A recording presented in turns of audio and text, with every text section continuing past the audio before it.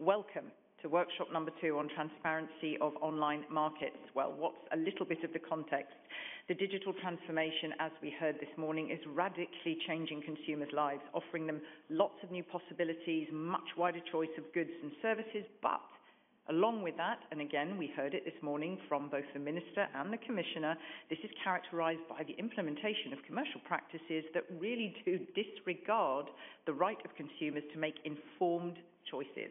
This could be by taking abusive advantage of behavioural biases through rigged interfaces, dark patterns. We're going to look at that in the second part of our workshop, or by hiding advertising, influencer marketing. Yes, it's a very hard-working session in 2 45-minute parts.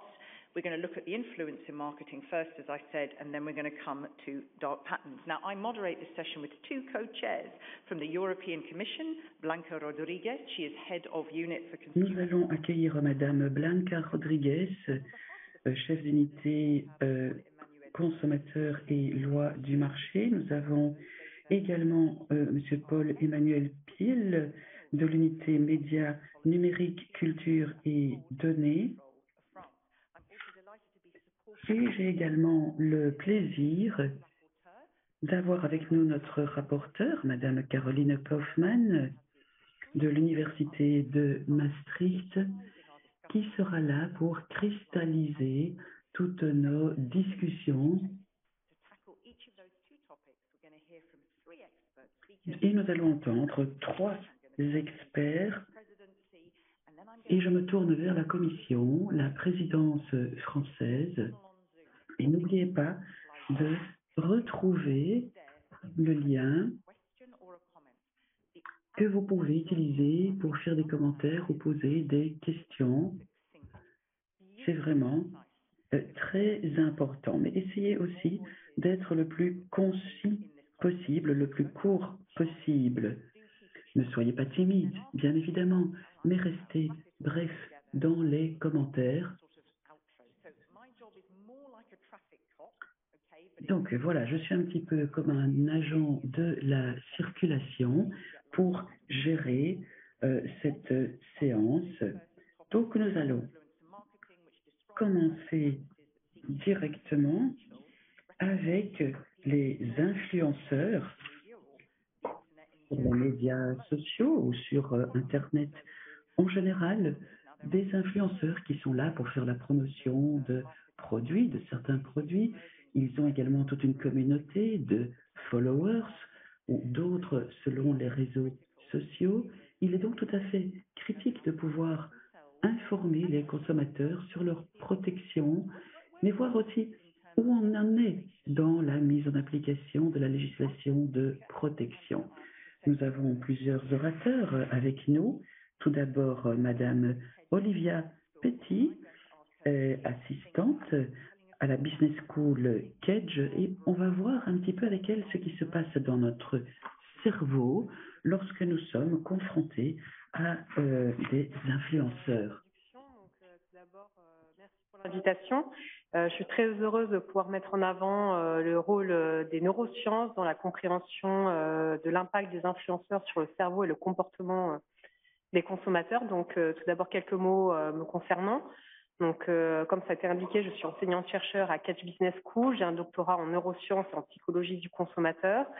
Et je travaillais sur un certain nombre de projets concernant l'impact de ce qu'on appelle le food porn ou la pornographie alimentaire sur le cerveau du consommateur et son comportement. Donc plus simplement, quand on parle en fait de food porn, on parle du fait de poser, de partager des images d'aliments extrêmement valorisantes, immersives sur les réseaux sociaux, notamment pour des aliments extrêmement caloriques et en forte quantité. Donc les études que nous avons pu mener sur ce sujet sont assez alarmantes. On montre en effet que ce type de présentation entraîne une augmentation d'activité importante dans les aires gustatives, dans les aires associées au circuit de la récompense, mais également motrices, donc dans le fait d'avoir envie d'attraper l'aliment pour le consommer. Et pourquoi c'est alarmant? Parce que tout d'abord, on voit que ces augmentations d'activité cérébrale sont plus importantes pour les populations à risque, comme les personnes ayant un indice de masse corporelle élevé, donc potentiellement souffrant d'obésité. et également du fait que les résultats que nous observons sont uniquement valables pour les aliments fortement caloriques. On n'arrive pas à retrouver, enfin, on n'observe pas des résultats similaires pour les aliments bénéfiques pour la santé. Et c'est un petit peu le même constat qu'on peut faire sur l'impact des influenceurs, notamment sur les personnes sensibles et les comportements à risque. Donc, pour tout d'abord rester dans le domaine alimentaire, ce qui est montré, c'est qu'aujourd'hui, les influenceurs ont un impact sur la prise alimentaire des jeunes publics pour les aliments fortement caloriques, c'est-à-dire que lorsqu'ils présentent ou ils sont en train de manger des aliments fortement caloriques, eh bien cela a un impact sur la prise alimentaire, ce qui n'est pas le cas lorsqu'ils valorisent les aliments sains. De manière plus générale, ce qu'on observe au niveau du cerveau, c'est lorsque vous avez un influenceur qui justement se met en avant dans des comportements à risque, pas uniquement alimentaires, mais également pour le fait de fumer, de boire ou même de consommer de la drogue. On voit que l'activité au niveau des aires du contrôle exécutif diminue. C'est-à-dire qu'on a le signal qui se met habituellement en place pour ce type de comportement qui ne fonctionne pas bien et qui potentiellement, notamment chez les adolescents, donc c'est surtout chez les adolescents que c'est observé, une acceptation en fait plus grande de ce type de comportement. Et donc en neurosciences, on montre assez bien et on comprend assez bien pourquoi les influenceurs ont un tel impact sur les consommateurs. Donc c'est lié aux besoins de conformité sociale. On voit très bien que lorsqu'un influenceur a énormément de followers, énormément de likes, une augmentation d'activité dans les aires du cerveau associées notamment au circuit de la récompense et au niveau notamment du striatum ventral, lors de la présentation de produits. Ce qui entraîne en fait une valorisation plus importante du produit.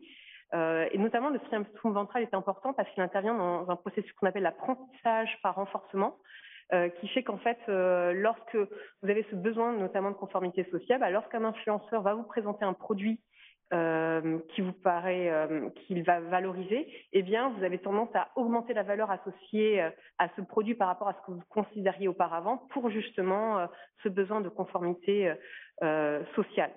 Donc, il y a un vrai impact des influenceurs sur les populations jeunes notamment et particulièrement sur les comportements à risque, donc, ce qui est assez alarmant pour nous et nous amène à vouloir développer davantage de recherches notamment sur les problèmes de transparence qu'il peut y avoir entre l'influenceur et les marques. Il n'est pas toujours évident de savoir en tant que consommateur si l'influenceur est payé par une marque ou non pour promouvoir un produit. Et aujourd'hui, nous avons vraiment besoin de mener des recherches en neurosciences pour comprendre si justement le fait de savoir ou non que l'influenceur est sponsorisé, est payé par une marque, eh bien, va modifier la manière dont on va percevoir le produit et potentiellement nos préférences. Je vous remercie pour votre attention. Thank you. And absolutely, again, I've said this and I don't... Merci beaucoup. Merci infiniment. Merci beaucoup. Je vois que la caméra a suivi le mouvement. Et je ne le dis pas à la légère, c'est vraiment un sujet fascinant. Et ça ne fait pas partie de ma génération. Je dois vraiment essayer de comprendre et de voir ce que c'est l'apprentissage par le renforcement et cette idée de valorisation. On parle d'influenceurs, de manque de transparence. Et donc un mot qu'on utilise beaucoup à la Commission, c'est le mot en français « outiller le consommateur ». Qu'est-ce qu'on pourrait faire, Olivia, pour mieux aider le consommateur? Je ne sais pas s'il y a 2, 3 points. Vous pouvez expliquer? Je peux simplement conseiller de limiter l'usage des réseaux sociaux, bien évidemment, mais de manière plus générale, lorsque l'on montre qu'il y a un effet très important lié à la popularité en fait des influenceurs, donc les likes, les followers, ce qu'on peut conseiller aux consommateurs, d'une part, c'est plutôt d'essayer de suivre des personnes dont ils se sentent proches, donc ils vont pouvoir partager un certain nombre d'intérêts et notamment de produits, d'autres usages, plutôt que de chercher la popularité qui va les entraîner à valoriser des produits qui ne sont pas forcément bénéfiques pour eux. Et aujourd'hui, le message qu'on essaie de mettre en avant également, c'est de dire que nous avons besoin de mieux comprendre en termes de recherche l'impact justement de cette manière de promouvoir les produits par les influenceurs et le fait que ça soit ou non transparent leur association envers des marques, pour voir justement si cela modifie la manière dont notre cerveau va traiter l'information et si cela le modifie, il y a un réel besoin de montrer de manière explicite ce type d'association et de manière systématique entre l'influenceur et la marque. Thank you very much, and I will come back to you and let's see, there might be questions that come in for you. Merci beaucoup. Il y aura peut-être d'autres questions plus tard. D'ailleurs, merci beaucoup. Gardez, n'hésitez pas à poser des questions. Je vais me tourner maintenant vers la Suède avec Madame Wahlberg, conseillère juridique en affaires internationales. Qu'est-ce que vous pouvez nous dire dans le cadre de la législation et ce que vous pensez également de l'intervention de la dame juste avant vous? Merci beaucoup pour cette invitation. Merci beaucoup à la présidence française de m'avoir invité. Le marketing et les influenceurs sont vraiment très importants et ça fait partie de nos priorités depuis un certain nombre d'années.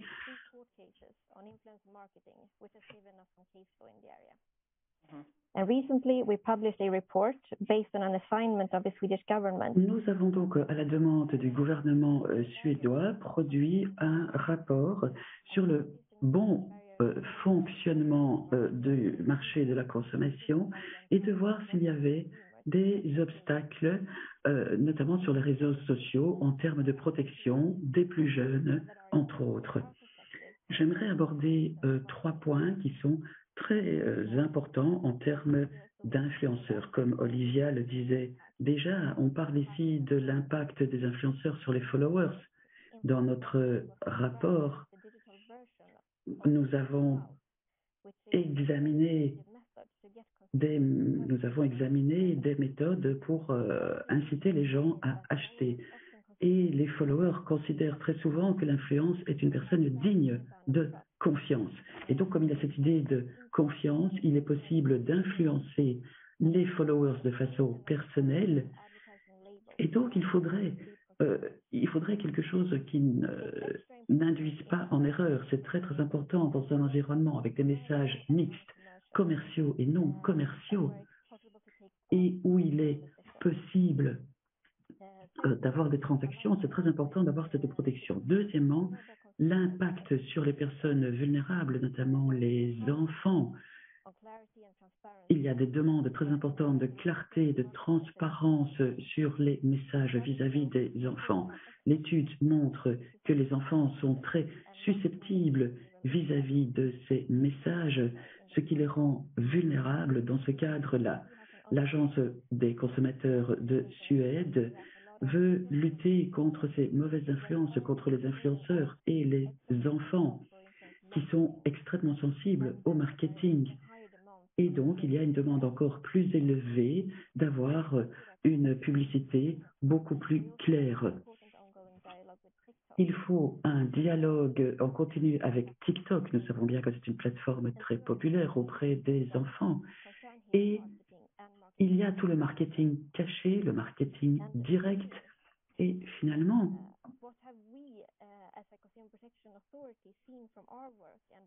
avec tout notre travail, nous avons fait des propositions d'action. Nous voyons souvent le problème du contenu commercial qui n'est pas étiqueté comme tel, ou en tout cas pas suffisamment clairement.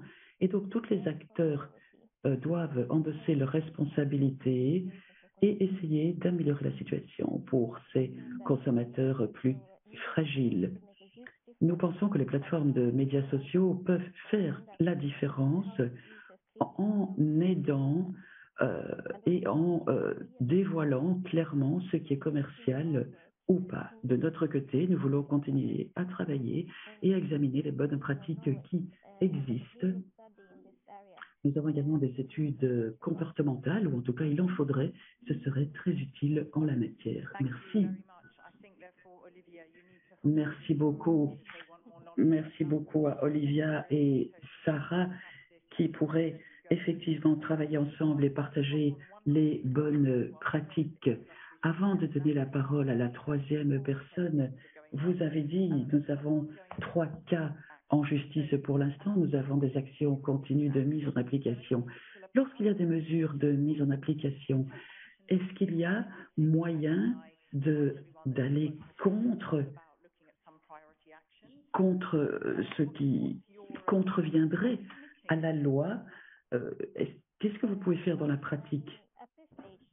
Eh bien, pour l'instant, nous avons la bonne législation en place, notamment par rapport aux directives et aux législations qui existent et qui sont bonnes.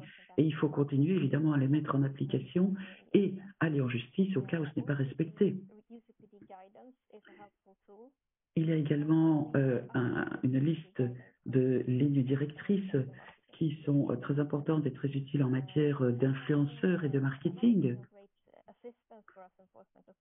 Ce qui est aussi important, c'est de prendre en compte le contexte et de pouvoir travailler avec la Commission pour mettre en forme une espèce de plateforme ou un laboratoire européen qui pourrait produire une boîte à outils à l'usage des États membres, notamment. Je pense que ça pourrait être utile. Et comme je vous le disais, avoir des études comportementales, ce serait également très utile.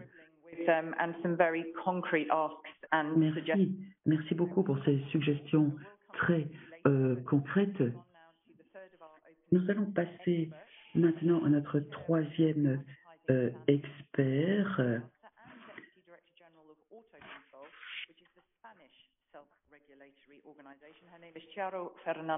Il s'appelle Charo Fernando Magarzo.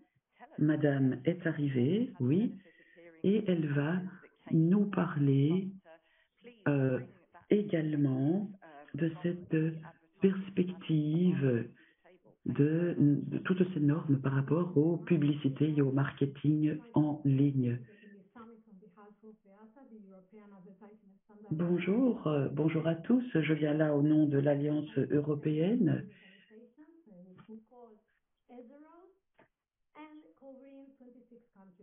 Nous couvrons 14 organisations industrielles, 26 pays.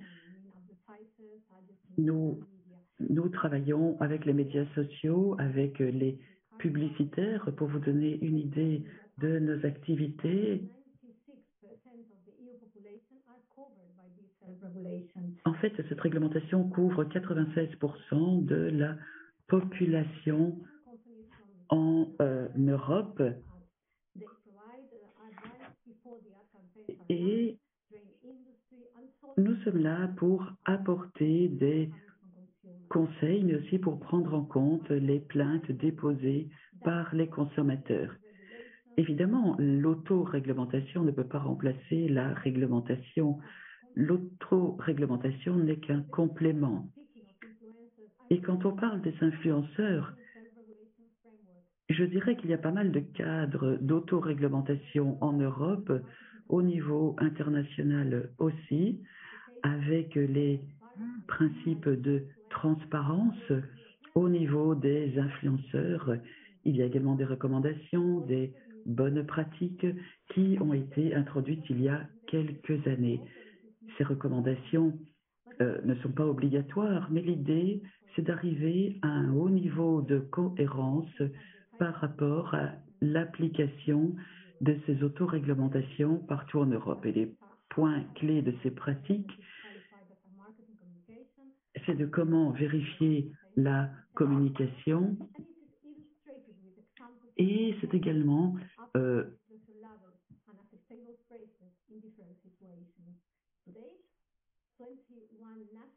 il y a maintenant 21 organisations d'autoréglementation qui ont présenté des conseils, des recommandations. Il y a aussi des lignes directrices au niveau national sur les influenceurs.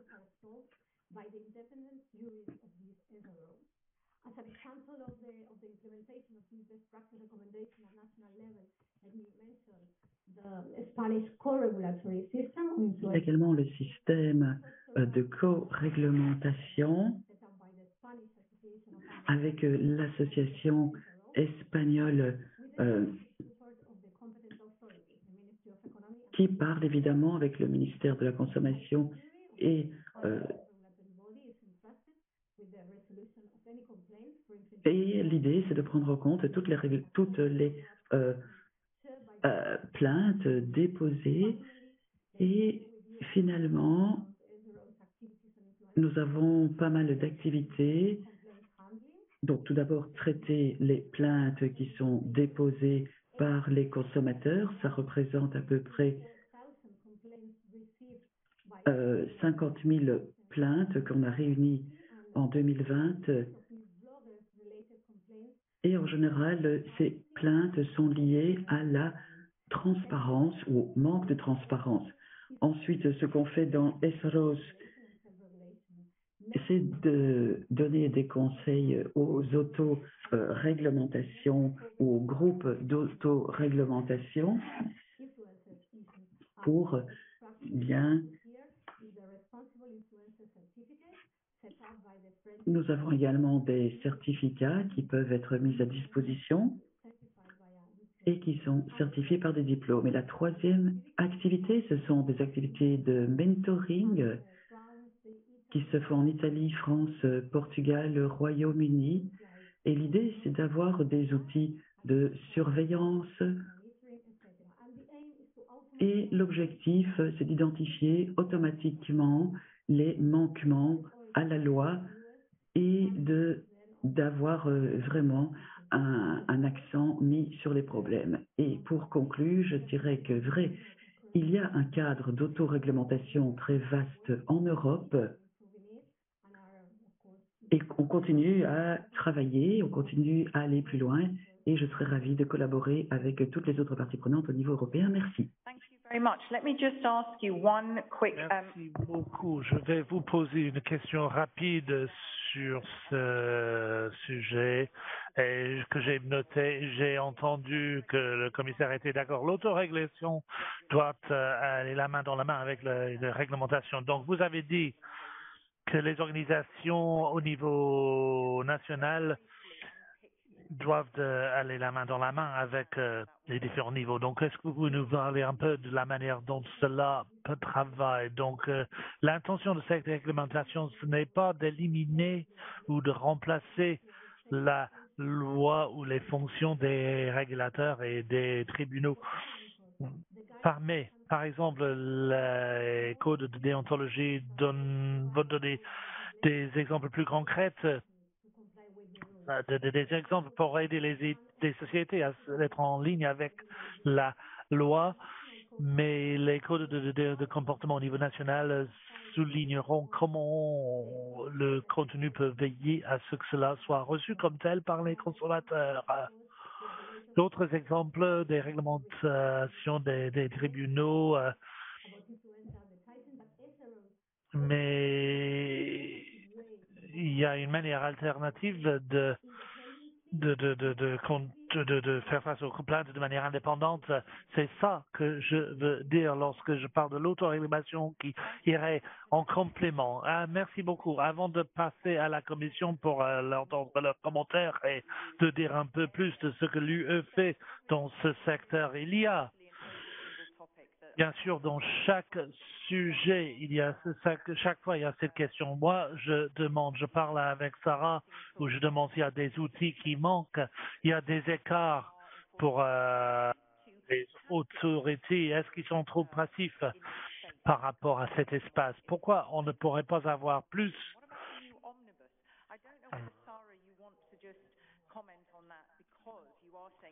L'application de la loi, parce que vous avez parlé d'actions qui sont en cours, vous avez parlé des procès devant le tribunal. Est-ce qu'il y a cette frustration, cette idée de demander s'il y a des outils, pourquoi il n'y a pas de plus d'applications qui auraient lieu? C'est une question que nous avons vue sur Slido. Désolé, je ne sais pas si vous voyez les questions, mais on voit peut-être des personnes qui demandent, il y aura peut-être des possibilités.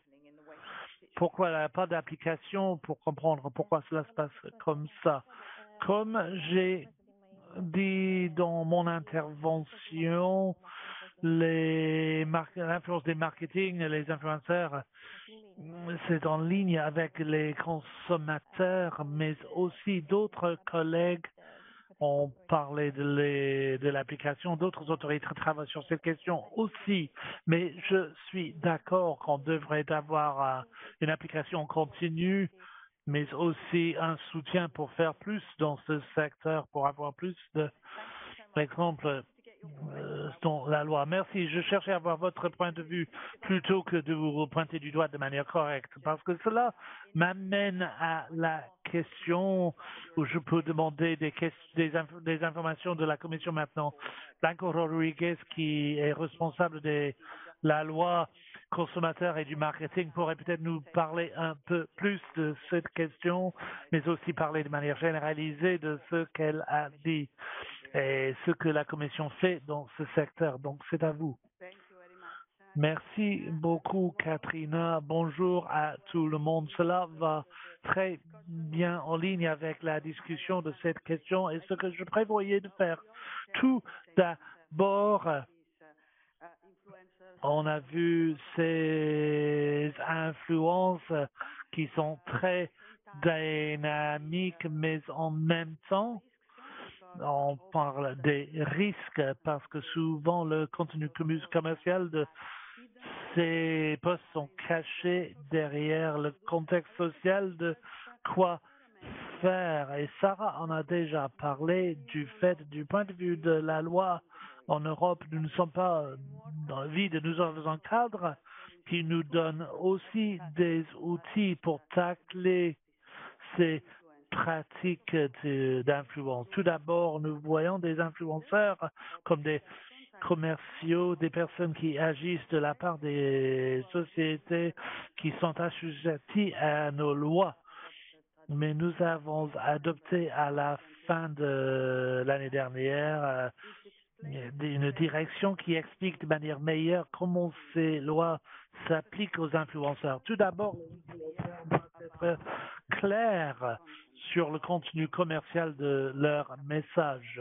Il faut être clair sur le fait qu'ils sont sponsorisés par parler d'un produit pour parler de service. Ce que cela veut dire. Qu'est-ce que cela veut dire?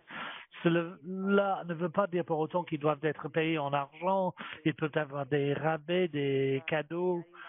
Ils sont peut-être invités à un événement où ils ont un voyage gratuit. Cela, il s'agit de sponsoring. Il faut être clair là-dessus par rapport à leur audience. Ce n'est peut-être pas de l'argent, mais voilà, l'influence sur les consommateurs vulnérables. Olivia en a parlé, les enfants, les jeunes personnes qui sont plus aptes d'être influencés, mais aussi en lien avec les aliments qui sont liés à des problèmes d'obésité, mais aussi cela pourrait être qualifié comme pratique agressive.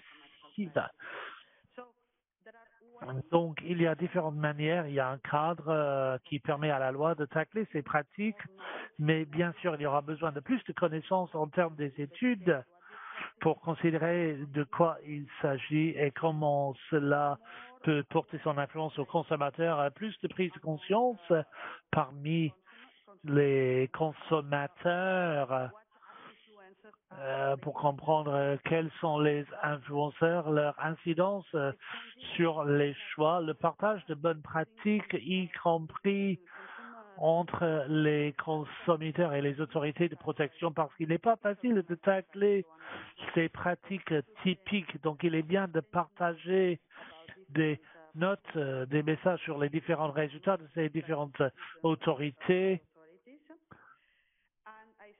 Et je vous ai dit, nous ne sommes pas dans un vide d'un point de vue juridique. Ce que nous avons déjà, c'est d'avoir suffisamment. La Commission s'est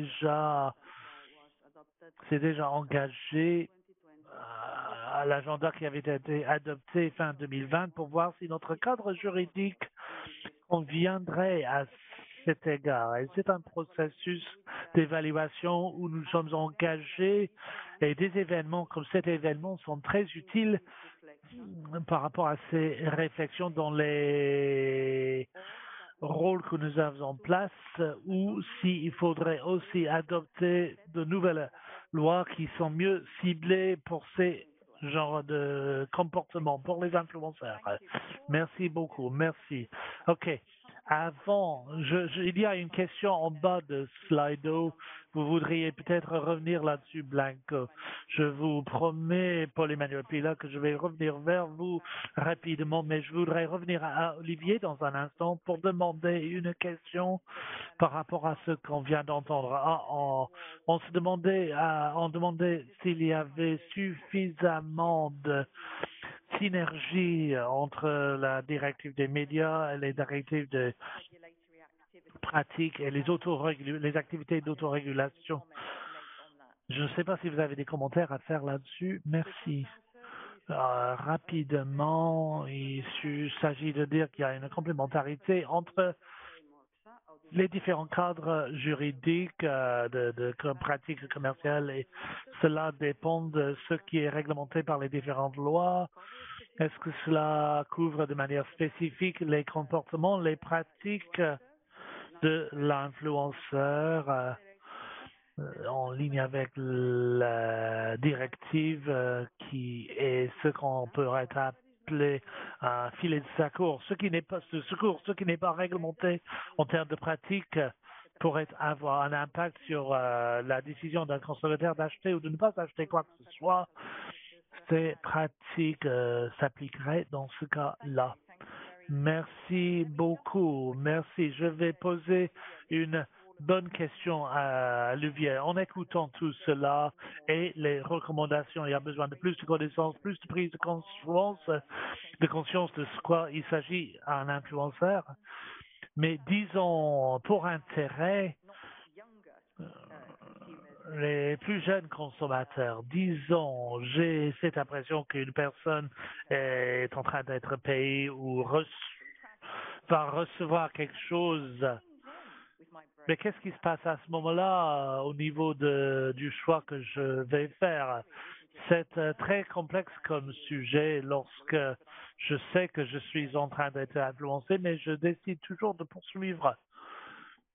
C'est le principal problème, c'est en fait que on a conscience de l'influence et de manière plus générale des marques sur nos comportements. Et aujourd'hui, en tant que consommateur, on suppose que les influenceurs modifient notre comportement. Nous les suivons également pour ça. Nous suivons aussi des tendances, nous suivons aussi des modes de comportement que nous souhaitons adopter.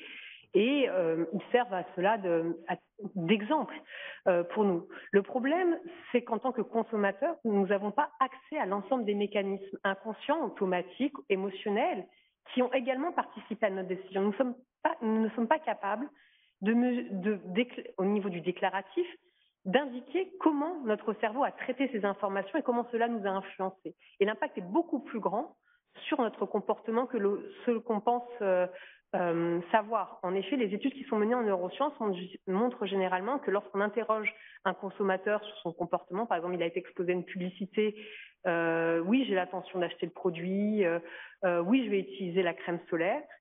Et lorsqu'on observe son cerveau, eh bien, en fait, les activations cérébrales qu'il a eues pendant la visualisation du message sont beaucoup plus prédictives du comportement effectif du consommateur que ce que lui va déclarer. Et c'est là où il y a un réel enjeu, en fait, des neurosciences. C'est justement, en complément, bien évidemment, toujours d'études comportementales et du déclaratif à travers des questionnaires, d'interroger les consommateurs. On a besoin de ces informations complémentaires pour justement mieux comprendre ce qui avait véritablement influencé le consommateur. Thank you very much. And also, just because it is my job to keep an eye. Merci beaucoup. Et je regarde l'heure. Donc, je vais vous dire que nous allons prolonger cette séance jusqu'à 13h30 parce que la pause est jusqu'à 14h30. Et je ne voudrais pas que les personnes qui vont nous parler des pièges à utilisateurs n'auront pas suffisamment de temps pour parler. Mais maintenant, Paul-Emmanuel Pile, vous avez fait preuve de patience, chef de... Donc, vous avez la parole vous avez entendu ce que les autres ont dit, mais vous allez aussi nous parler de ce que la France fait actuellement dans ce secteur. Cela sera très intéressant d'entendre au niveau national. Donc, c'est à vous maintenant. Merci. Oui, donc je vais présenter un peu le type d'action qu'on peut avoir en France avec les deux grandes catégories qui ont déjà été évoquées, donc l'autorégulation et l'enforcement par les autorités de contrôle. Donc sur l'autorégulation, les travaux de l'ARPP, donc qui est l'autorité de régulation professionnelle de la publicité en France, ont déjà été évoqués par la présentation de l'EASA. Donc ce n'est pas une autorité administrative indépendante, hein, c'est une autorité d'autorégulation sectorielle, mais elle a pris conscience très tôt des enjeux du marketing d'influence. Donc comme cela a déjà été dit, en mettant un point sur les influenceurs dans ses recommandations déontologiques, mais également avec un travail très intéressant d'observation du marché, d'enquête sur le marché, avec l'Observatoire de l'influence responsable. Donc on a déjà eu 2 rapports qui ont été publiés et le dernier rapport, c'est une enquête d'assez grande ampleur, hein, puisque 30 000 contenus ont été analysés, ce qui correspondait à 7 000 influenceurs et ce qui permettait de ne pas se limiter aux plus gros influenceurs, mais d'avoir aussi des influenceurs plus modestes avec des followers de seulement moins de 10 000 personnes. Et donc ça a permis de faire un constat, c'est qu'il y a quand même du travail à faire, et surtout sur ces petits influenceurs, donc en petits entre guillemets, hein, mais qui ont moins de 10 000 adhérents, on remarque qu'ils sont moins au fait de la réglementation, de la déontologie, parce qu'ils sont moins professionnalisés. Et donc on a les résultats, il y a un quart des contenus qui n'avaient aucune référence au fait qu'il y ait une rémunération monétaire ou une rémunération en nature, et encore, en plus, un tiers des contenus qui avaient une référence, mais une référence qui était quand même très implicite et qui ne donnait pas suffisamment d'informations. Donc l'ARPP a considéré que, face à ce constat, il y avait une nécessité de davantage professionnaliser les influenceurs, et donc ça a déjà été évoqué, ils ont mis sur place ce certificat de l'influence responsable, dont je vais parler un petit peu plus. Le but principal, c'est de sensibiliser les influenceurs, de leur donner un petit peu les clés d'un marketing d'influence qui respecte la déontologie et la réglementation, donc avec une présentation notamment des recommandations déontologiques sur ce point. Et c'est fait par un organisme de formation professionnelle. Le but, ce n'est pas de créer une sorte de barrière à l'entrée, donc la formation est seulement de 49 €, hein, donc, parce qu'il faut bien payer l'organisme de formation. Et c'est un projet qui a été lancé à l'automne 2021, donc c'est encore dans la phase de lancement, et ça rencontre un certain succès, puisqu'il y a déjà plusieurs influenceurs qui ont passé ce certificat. C'est appelé à être mis à jour, parce qu'on est quand même dans le secteur du numérique, donc ça évolue très vite. Donc la RPP travaille avec l'autorité des marchés financiers actuellement pour rajouter un petit module sur la publicité financière. Il y a déjà eu un module complémentaire sur les enfants mannequins, donc parce que ça c'est un vrai sujet, donc les enfants influenceurs. Et donc ceux qui ont le certificat doivent passer ces modules pour le conserver. Et il y a une sorte de surveillance faite par la RPP pour voir si ceux qui ont le certificat respectent quand même les recommandations. Alors comme ça a été dit, c'est complémentaire de l'action de contrôle et de l'action répressive, hein, qui peut être faite par l'administration. Mais c'est quand même vu favorablement, hein, par les corps de contrôle, parce que plus les influenceurs seront bien informés sur la réglementation, plus ils pourront mieux l'appliquer, et donc ça participe aussi de toute cette pédagogie qu'on fait aussi. Donc peut-être rapidement sur ce que fait la DGCCRF en France, donc le corps de contrôle. On fait des enquêtes, alors depuis un certain temps déjà, puisqu'il y avait des pratiques déjà en 2018 d'une influenceuse très connue qui vient de la télé-réalité, et donc ça aboutit en 2021 à une amende transactionnelle. Alors certes d'un niveau pas très élevé, hein, 20 000 € seulement, mais comme l'influenceuse était très connue, ça a permis de faire une communication. C'est bien passé dans la presse, hein, surtout parce qu'elle avait une notoriété. Et donc, ça a permis aussi de mettre sur la table le problème. Bon, au cas d'espèce, c'était des formations en trading de bitcoins où il y avait plusieurs pratiques commerciales trompeuses, hein, pas seulement le fait qu'elles ne disaient pas qu'elles n'étaient pas rémunérées. Bon, on disait aussi que c'était quasiment gratuit, que ça offrait un retour sur investissement extrêmement important.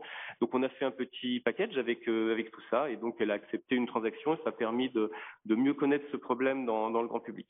En 2022, et je vais finir là-dessus, donc on va faire une grande enquête dédiée au marketing d'influence, parce qu'on a considéré que c'était l'un des points importants qu'il fallait suivre plus en priorité.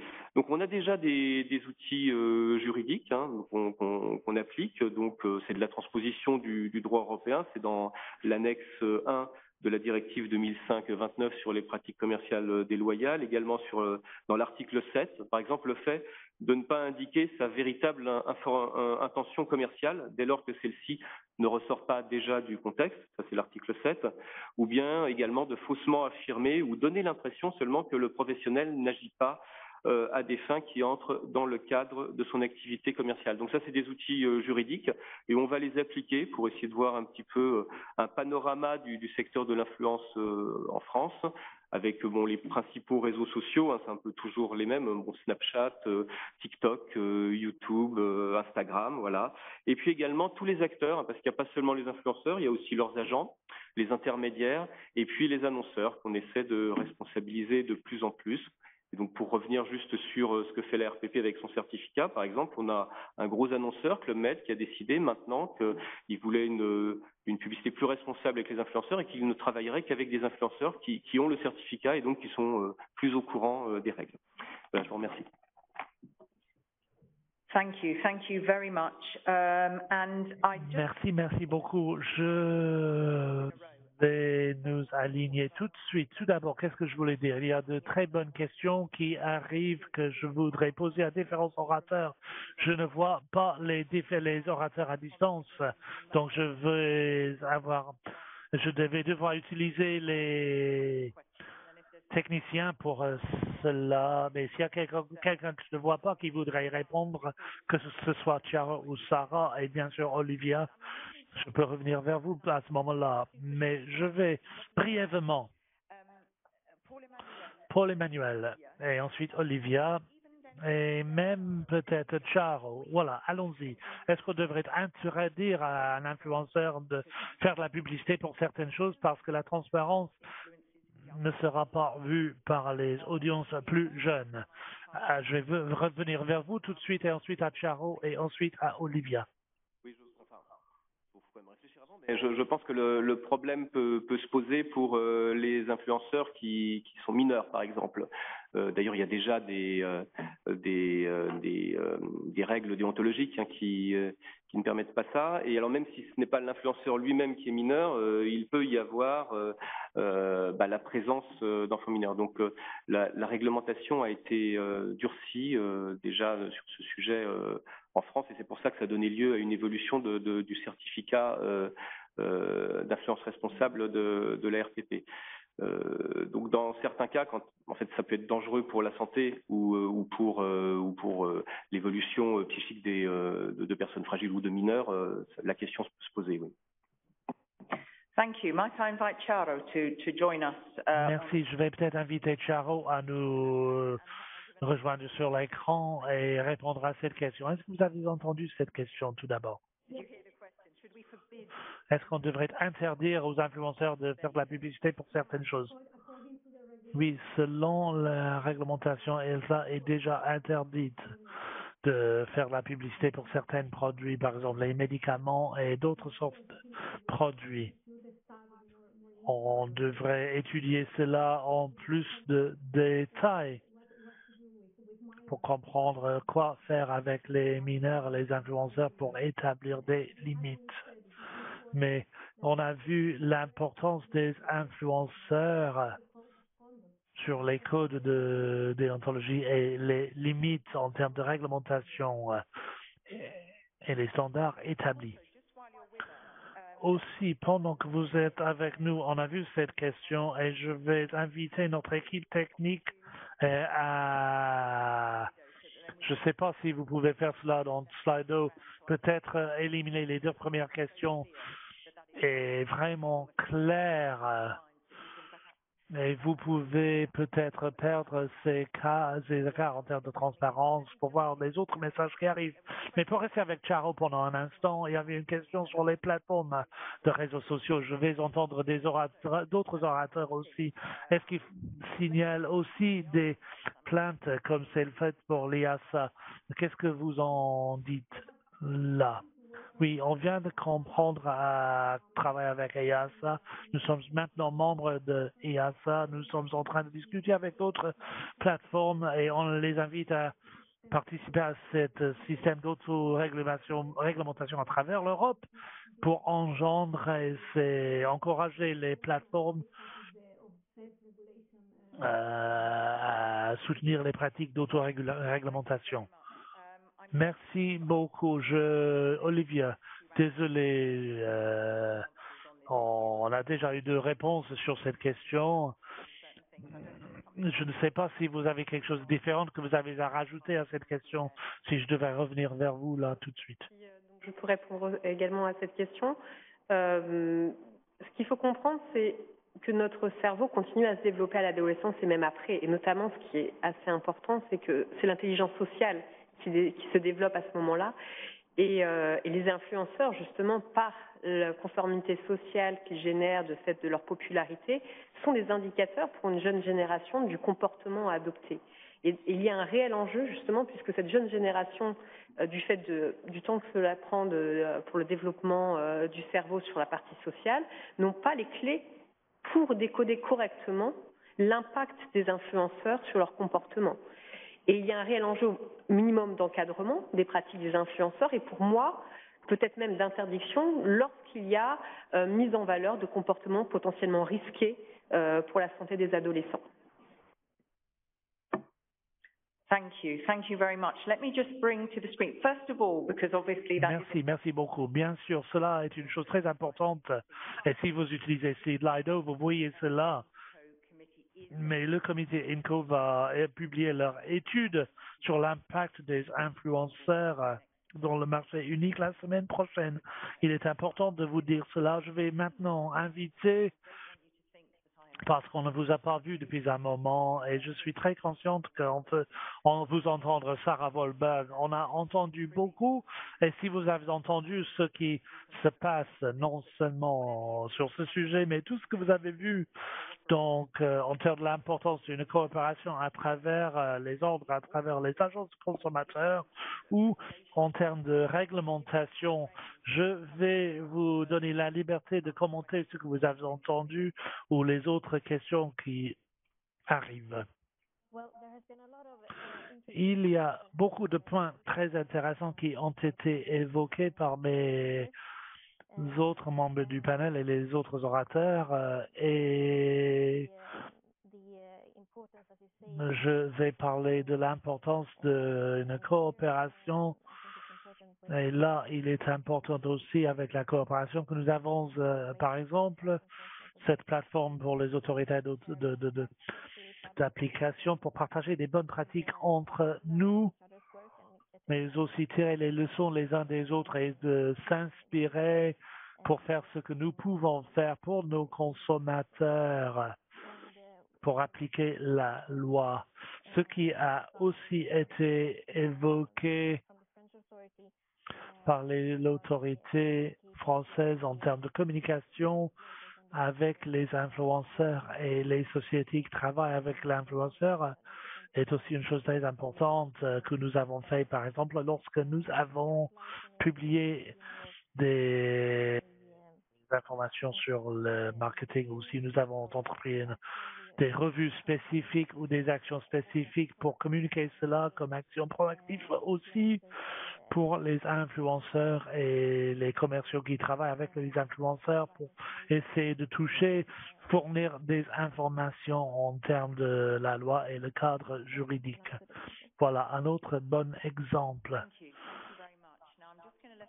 Merci beaucoup. Je vais vous dire à tout le monde que nous avons 5-6 minutes, y compris de voter et entendre une réponse rapide. Je vais tourner à Blanco parce qu'il y a différentes choses que j'ai vues sur Slido qui seraient intéressantes. Alors, on a une question pour savoir si on doit avoir plus d'uniformité en termes de partage.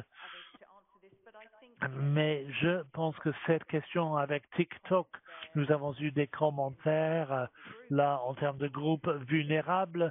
Est-ce que les outils sont suffisants? Les consommateurs sont très importants. Je ne sais pas qui voudrait parler dans les coulisses pour revenir et donner une réponse là. Et je vais demander à notre équipe technique s'il y a quelqu'un en ligne qui voudrait répondre. Sinon, je vais passer la parole à Blanca, si vous voulez répondre à une chose que nous n'avons pas encore évoquée de la part de notre audience. Il y a beaucoup de choses qui surviennent c'est un débat très riche dans peu de temps sur l'application parce qu'il y a beaucoup qui parlent de l'application. Il faut garder en tête que ce phénomène des influenceurs, ce n'est pas une chose nouvelle. Les autorités de consommation ont peut-être des problèmes de capacité. Paul Emmanuel a parlé de ce qu'ils font en France, ce qu'ils font en Suède aussi est intéressant. Donc, il y a de l'espoir là, il y aura de plus en plus d'applications, plus de connaissances, plus de partage de pratiques nécessaires à cet égard. L'uniformité des étiquettes aussi. Oui, il est nécessaire que les influenceurs doivent être clairs sur le contenu commercial de leur message, mais comment? Il est vrai cela peut porter à confusion. Cela ne pourrait peut-être pas être clair. C'est une chose à prendre en compte pour une loi, pour les lois dans l'avenir. On a parlé de services numériques plusieurs fois aujourd'hui. Peut-être ne pas parler de manière directe sur les influenceurs, mais de manière plus généralisée sur l'étiquetage en ligne. On va voir ce qui surviendrait de ces lois et si ensuite il y a besoin d'avoir plus pour faire en sorte que les influenceurs soient clairs envers les consommateurs sur le contenu commercial qui font des publicités plutôt que de parler d'un produit de manière personnalisée. Voilà, merci. Merci beaucoup. Caroline, vous attendez avec beaucoup de patience, vous nous écoutez, vous entendez tous ces commentaires, ces discussions. Vous qui venez de Maastricht, de l'université de Maastricht, est-ce que vous pourriez revenir un petit peu sur ces points, puisque d'ici peu nous allons voter. Donc je vous rappelle de voter sur des points de priorité. C'est ce que je vous demande et de voir dans les années à venir ce que vous pensez qui pourrait être important. Je donne la parole à Caroline. Oui, merci beaucoup. J'espère que vous m'entendez bien.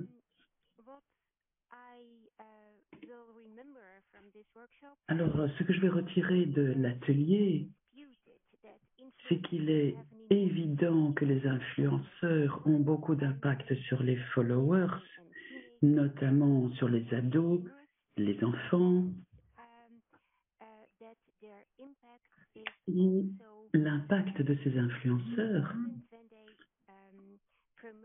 est aussi important lors de la promotion de comportements à risque. Et les neurosciences ont montré que la promotion de comportements à risque ou de comportements non sains de la part d'influenceurs vont réduire la capacité des jeunes à contrôler leur propre comportement. J'ai également remarqué qu'on a beaucoup parlé de l'importance d'un étiquetage clair et transparent dans le cadre du marketing des influenceurs et de leur publicité. Mais il y a aussi quelques incertitudes par rapport au fait de savoir si cet étiquetage sera efficace ou pas, parce que, d'après ce que disait Olivia, j'ai compris que les personnes n'ont pas toujours le contrôle sur leur propre cerveau et les réactions du cerveau aux influenceurs, même si les personnes savent que l'influenceur est sponsorisé, s'ils savent que c'est de la publicité, eh bien, leur cerveau va quand même continuer à réagir et à suivre l'exemple de l'influenceur.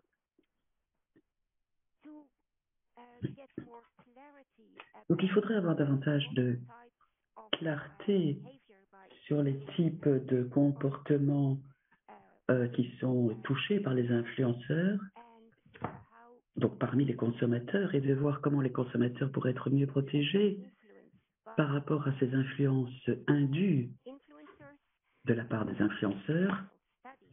Il faudrait des études comportementales. C'est vraiment nécessaire. Je pense que ce sera un des points sur lesquels on pourrait voter. Ce serait un point d'action utile, quelque chose à faire dans les années à venir, donc des études comportementales sur le type de réaction des consommateurs face aux influenceurs au niveau, par exemple, de certains types de protection comme l'étiquetage. J'ai également été ravi d'entendre que des organisations d'autoréglementation voyaient leur rôle comme un rôle complémentaire à la législation et que ces autoréglementations ne seront jamais suffisantes pour remplacer la législation. J'ai également été impressionné par l'exemple français où un organe d'autoréglementation a mis en place une sorte de certificat qui serait accordé aux influenceurs qui suivent une formation pour connaître les règles, la loi, qui s'engage à agir de façon responsable en tant qu'influenceur.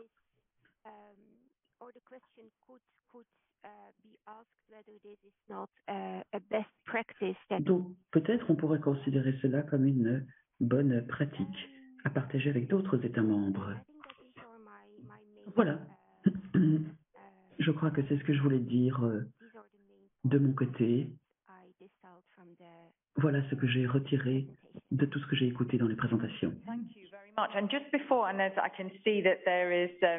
Merci beaucoup. Je voulais vous demander quelque chose. Si vous vouliez dire quelque chose par rapport à la mise en application de la législation, c'est quelque chose dont on a beaucoup parlé, en plus de faire des rapports d'une uniformité, d'être plus clair vis-à-vis des consommateurs pour qu'ils soient plus participatifs. Est-ce que vous voudriez rajouter quelque chose par rapport à tout ce sujet de la mise en application de la loi? Eh bien oui, des campagnes de conscientisation, c'est très important. Il vaut mieux prévenir que guérir au niveau des consommateurs. Ceci dit, même si les personnes sont conscientes, elles ne sont pas toujours en mesure de contrôler leur comportement. Donc la mise en application de la loi reste très importante. En théorie, nous avons les outils. La législation est suffisamment étendue pour couvrir les cas de comportement inapproprié de la part des influenceurs. Mais le problème, c'est la mise en application qui est assez vague. Donc c'est vrai que c'est une législation assez vaste qui peut couvrir beaucoup de comportements, mais en même temps, ça rend un petit peu difficile l'idée de prévenir certaines pratiques qui pourraient être considérées comme pas justes dans certains cas et de la part de certains influenceurs.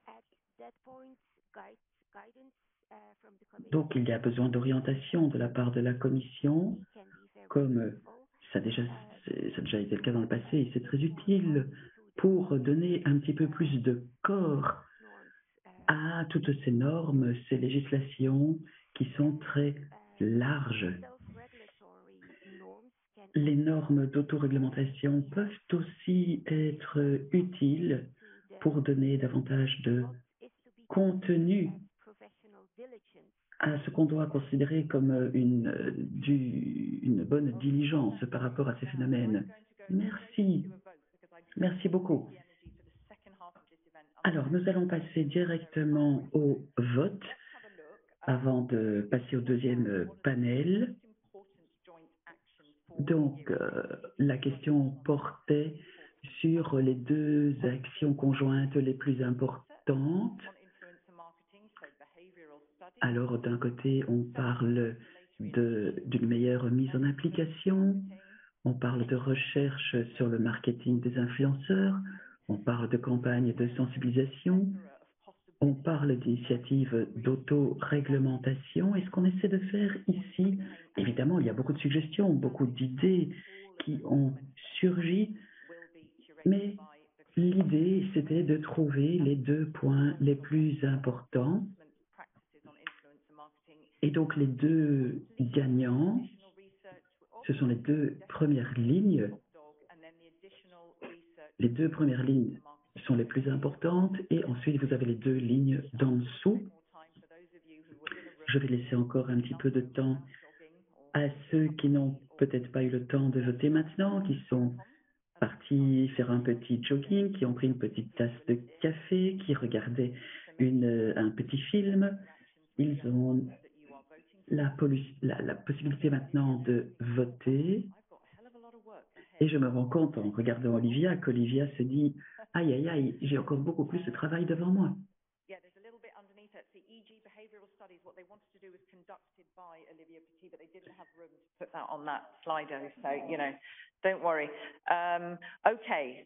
Voilà. Donc, nous avons le top 2. Vous le voyez à l'écran.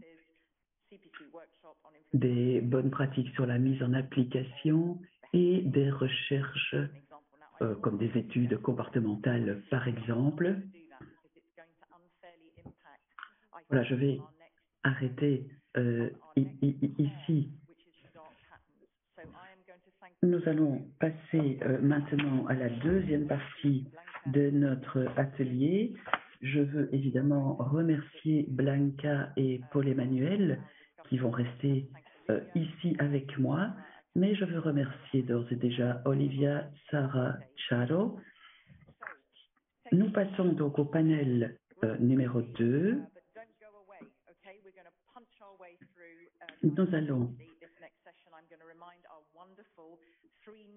Nous avons 3 nouveaux experts qui vont nous rejoindre pour ce sujet numéro 2, les pièges à utilisateurs. L'idée, c'est de voir un petit peu la manipulation qui peut avoir lieu au niveau des choix et donc qui peut influencer d'une mauvaise façon le consommateur. S'il n'est pas en mesure de bien choisir, s'il n'est pas bien informé, il peut être manipulé. On en a beaucoup parlé dans la littérature internationale. On en a beaucoup parlé dans différents pays européens et nous avons un cadre législatif européen qui prend en compte ces attitudes non correctes. Nous avons 3 invités parmi nous aujourd'hui. Nous avons l'assistante professeure de l'université Radboud, Gunes Akkar. Bonjour monsieur.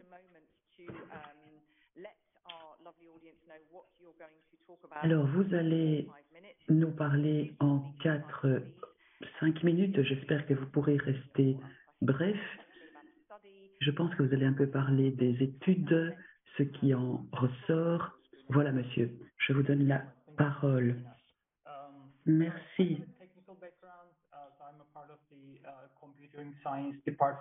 Alors moi, je fais partie du département informatique. Il y a quelques années, avec les collègues, nous avons fait une étude à grande échelle sur les pièges à consommateurs pour le e-commerce.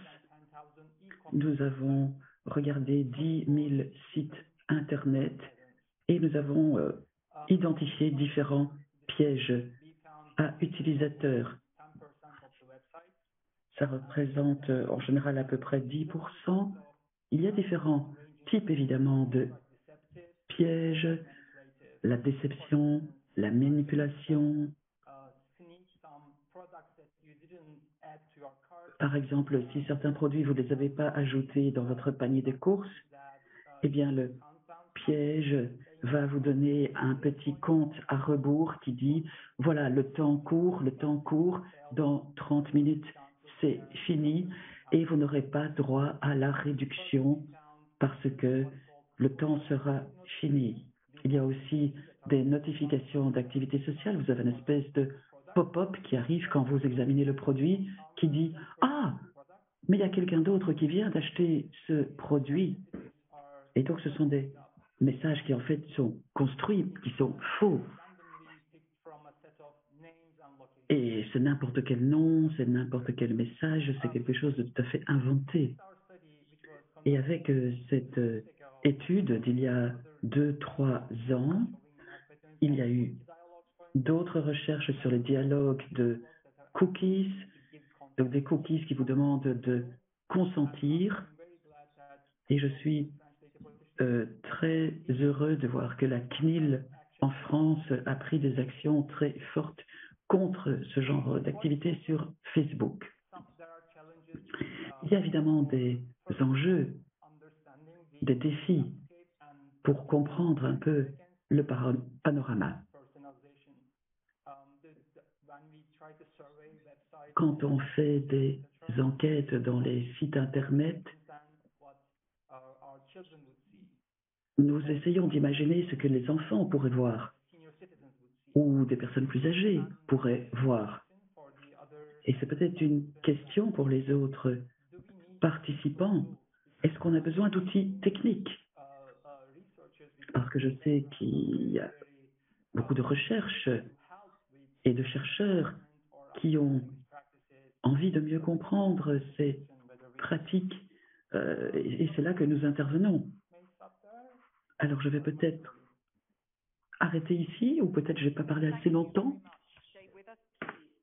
Merci beaucoup. Restez avec nous, monsieur.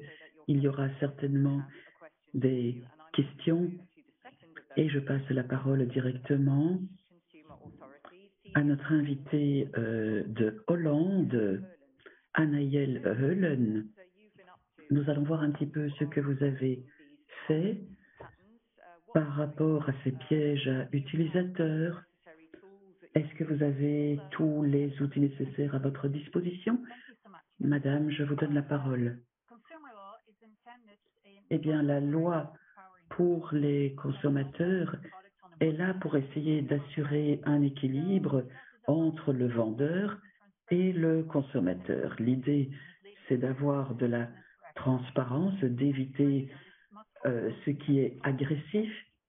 Il faut donc des normes professionnelles qui doivent être respectées, éviter les pratiques commerciales injustes.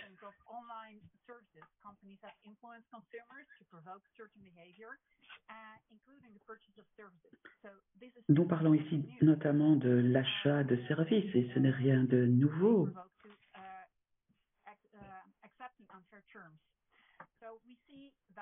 Donc, nous voyons que les commerçants utilisent de plus en plus les sciences comportementales. Ils peuvent maintenant tester ce qui est efficace ou pas. Donc, c'est intéressant de mettre tout ça en pratique. La question, c'est de voir si c'est vraiment efficace et de voir ensuite quels sont les résultats. On essaie également de comprendre le comportement des annonceurs. Et donc, on voit ce qui fonctionne vraiment avec les consommateurs ou pas.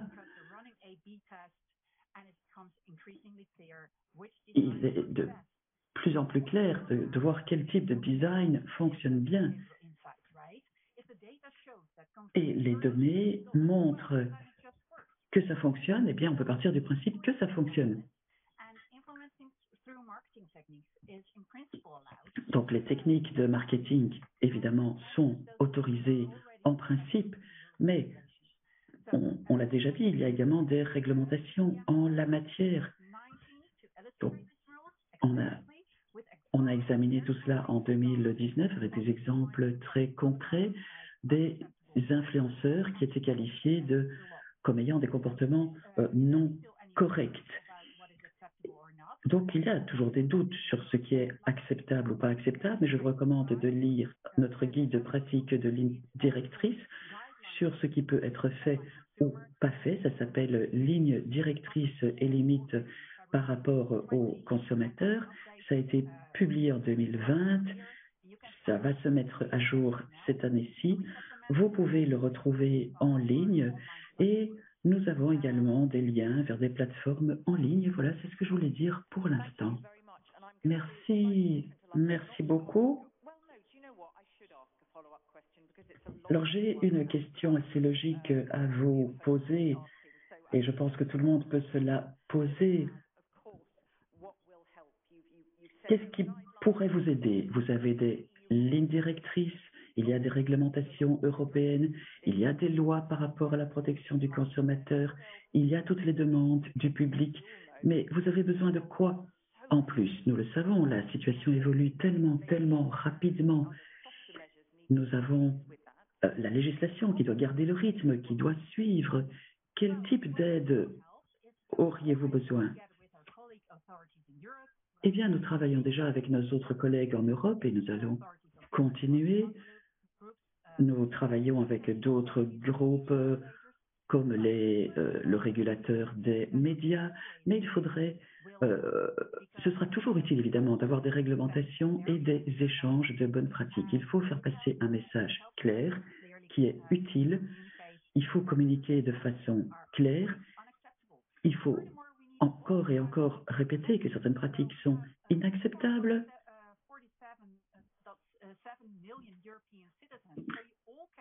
Nous avons des millions et des millions de consommateurs, donc tout le monde peut aider. Si certains citoyens doivent faire face à des pièges à utilisateurs, ils peuvent rapporter auprès de nos organes.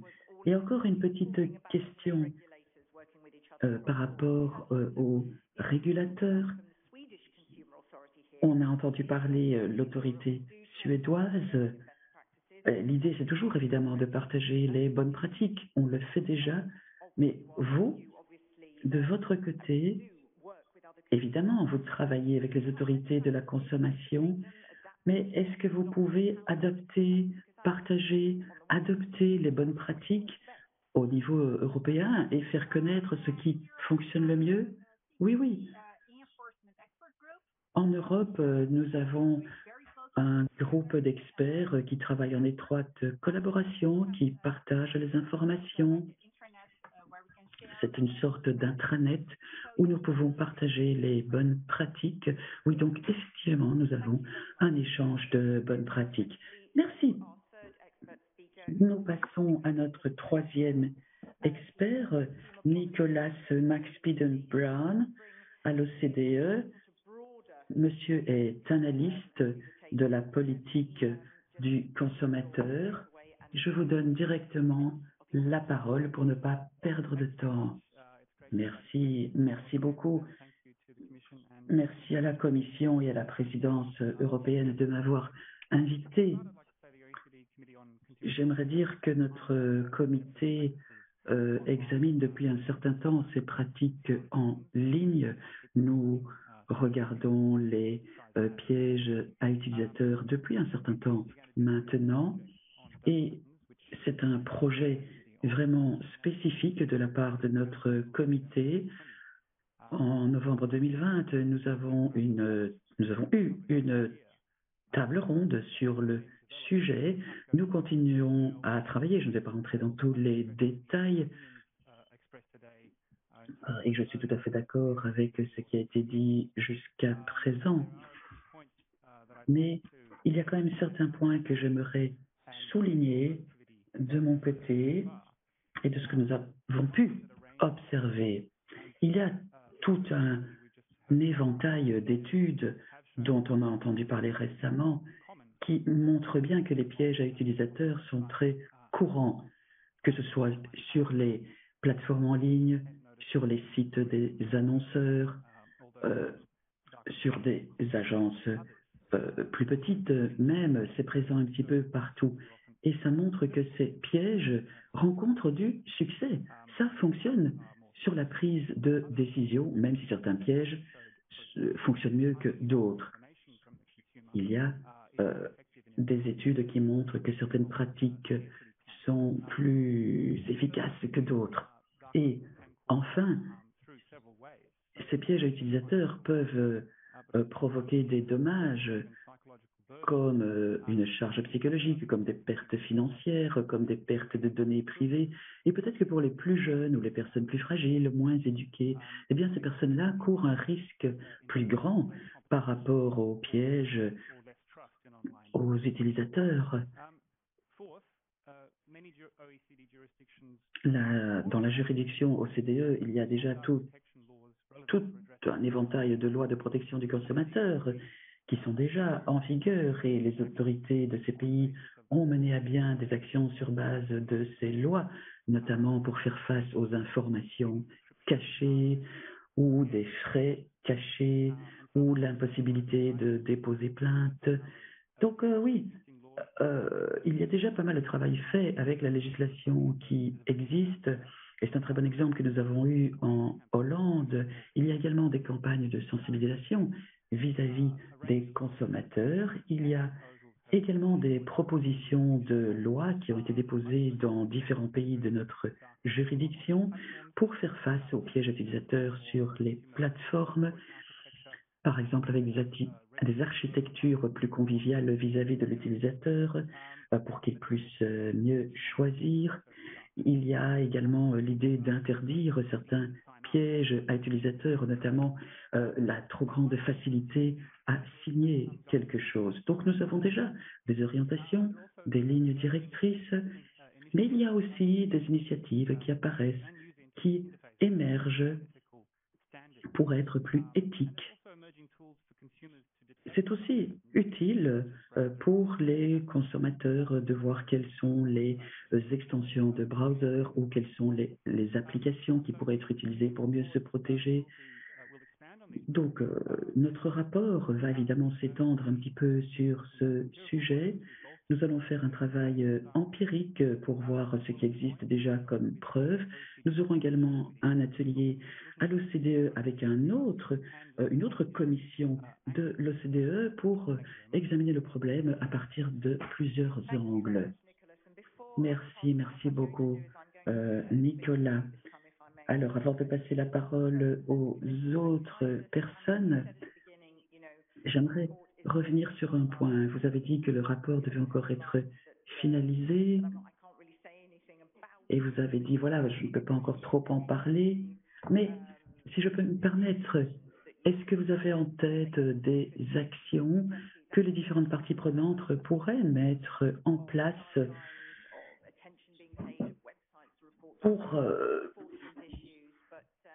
mieux lutter contre ces pièges à utilisateurs? Je ne sais pas si vous avez en tête quelques actions concrètes qui pourraient être...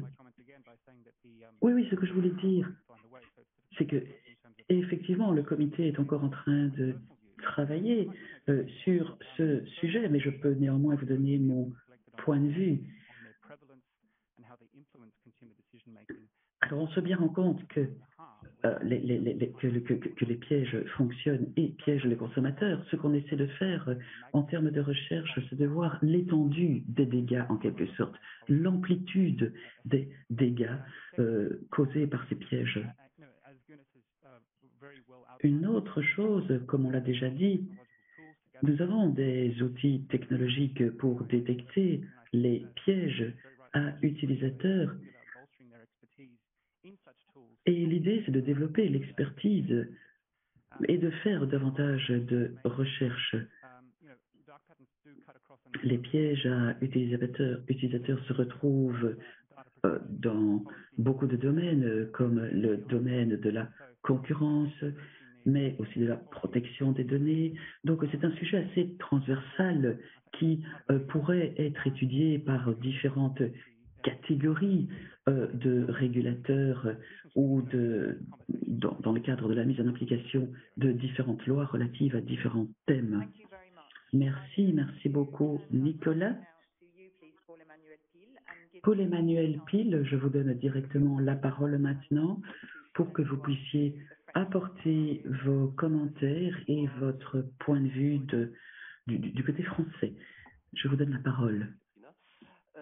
Oui, alors donc sur les dark patterns, donc il y a cette question qui se pose, est-ce que le droit existant est déjà suffisant?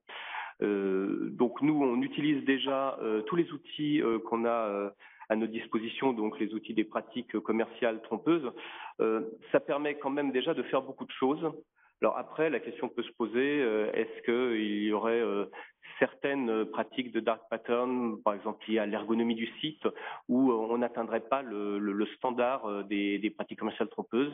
Mais en tout cas, là, je vais plutôt rester dans cette optique où il y a des enquêtes qui sont réalisées et on utilise déjà au maximum les outils existants. Et donc, c'est pas tellement un problème juridique qui se pose pour nous, c'est un problème d'expertise. Donc, deux types d'expertise, l'expertise technique et l'expertise dans les sciences comportementales.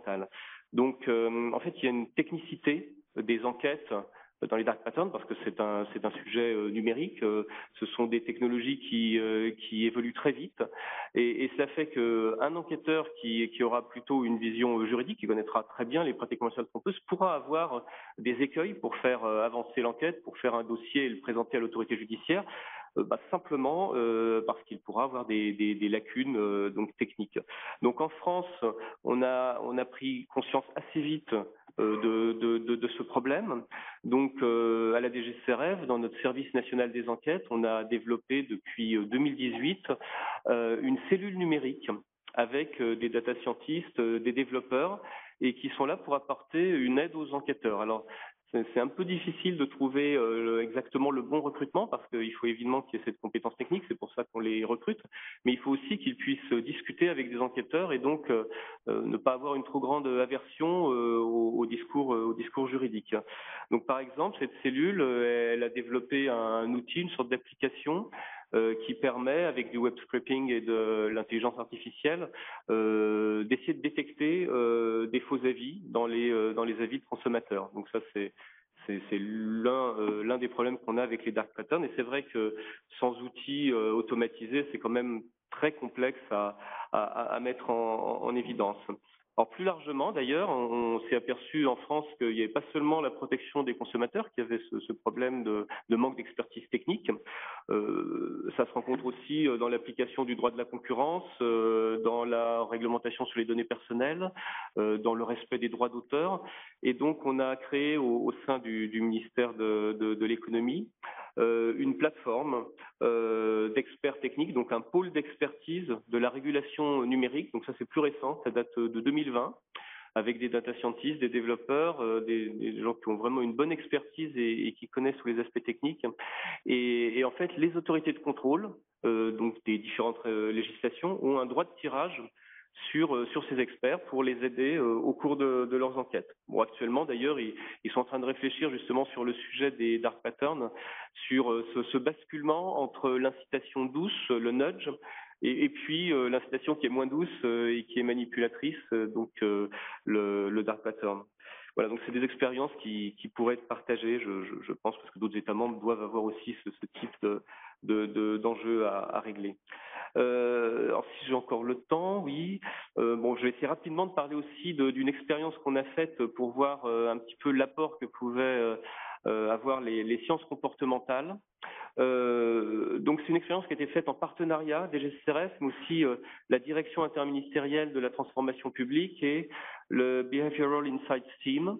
Donc on a décidé de créer un faux site internet qui vendait une machine expresso, une fausse machine expresso, et qui utilisait énormément de dark patterns. Donc on avait la promotion à 70%, le fait que c'était temporaire avec un compte à rebours, des stocks quasiment vides, des faux avis de consommateurs, on avait aussi de faux labels, hein, voilà, donc tout était là. On a fait des publicités sur Facebook et on a plus de 400 000 personnes qui ont vu la publicité et quand même 20 000 personnes qui ont cliqué sur le lien. Et alors, ce qui est intéressant, c'est qu'à la fin, on se retrouve avec 2500 personnes, donc plus de 12%, qui sont allées jusqu'à commander cette machine expresso. Alors bon, on a ensuite essayé de traiter ces personnes qui avaient commandé en 3 catégories. Certains à qui on n'a pas révélé le poteau rose, donc on leur a pas dit tout de suite que en fait c'était une expérience. On leur a dit qu'on allait prélever leur compte un peu plus tard. D'autres à qui on a dit qu'il y avait une manipulation et on les a renvoyés vers des fiches de la DGCCRF pour qu'ils prennent conscience des dark patterns. Et les troisièmes, ils ont eu un petit peu plus puisqu'ils ont eu aussi un module de formation. Une formation qui leur permettait de voir quelles étaient les pratiques risquées et les pratiques à éviter quand on achetait en ligne. Et ensuite, sur ces 2500 personnes qui avaient été piégées la première fois, on leur a envoyé un mailing et on a essayé de les repiéger une deuxième fois, alors en leur vendant autre chose évidemment que la machine expresso, hein, c'était de nouveaux biens. Et il y en a encore 300 qui ont cliqué et 30 qui se sont fait avoir. Et alors, bon, le problème, c'est que les échantillons sont un peu faibles. On voit quand même que quand il y a l'information, la prise de conscience ou la formation avec le module de formation, on divise par 2 avec le module de formation le risque de se faire avoir. Bon, sans que ce soit statistiquement significatif, bon, en tout cas à 95%, parce que l'échantillon était trop faible. Donc ça donne quand même des résultats, un enseignement. Donc ça nous aide déjà à sensibiliser les consommateurs. Alors, on ne va pas pouvoir tous les sensibiliser comme ça, mais ça peut être la base ensuite de communication. Ça nous aide aussi pour comprendre l'effet des dark patterns. Ça permet de mieux orienter nos enquêtes, de mieux savoir comment on va les mener.